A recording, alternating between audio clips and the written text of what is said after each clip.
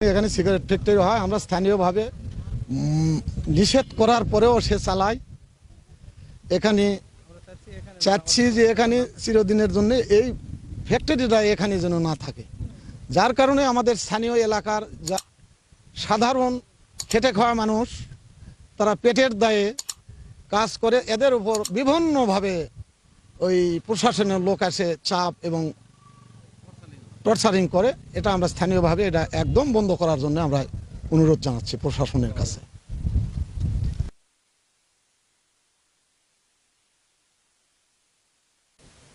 আমার উপস্থিতিতে এরকম কোনো সিগারেট উৎপাদন হতো না। আমি এই 3 দিন এখানে আসছি। এখানে এসে আমি 2টা ব্র্যান্ড দেখতে পাচ্ছি, একটা হচ্ছে সিনার গোল্ড আর হচ্ছে ঢাকা। আর নকল যে ব্যারেল রোড সেটা আমি এ সম্পর্কে কিছুই বলতে পারি না।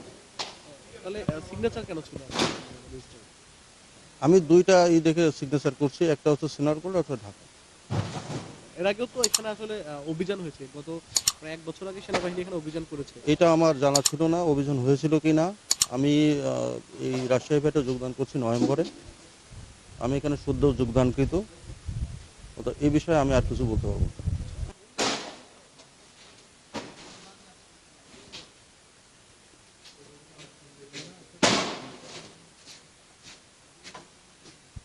আমরা দেখেছি ওনারা পারমিশনের জন্য আবেদন করেছে মাত্র একটা ব্র্যান্ডের, কিন্তু 12 থেকে 14টা ব্র্যান্ডের নকল সিগারেট উৎপাদন করছিল।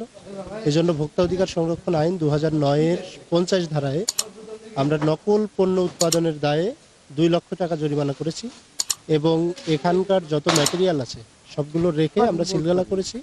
আমরা সকল এজেন্সিকে ডেকে এর সাথে সংশ্লিষ্ট সকল সরকারি প্রতিষ্ঠানকে ডেকে আমরা আগামী পরশুদিন এটার পরবর্তী পদক্ষেপ গ্রহণ করব।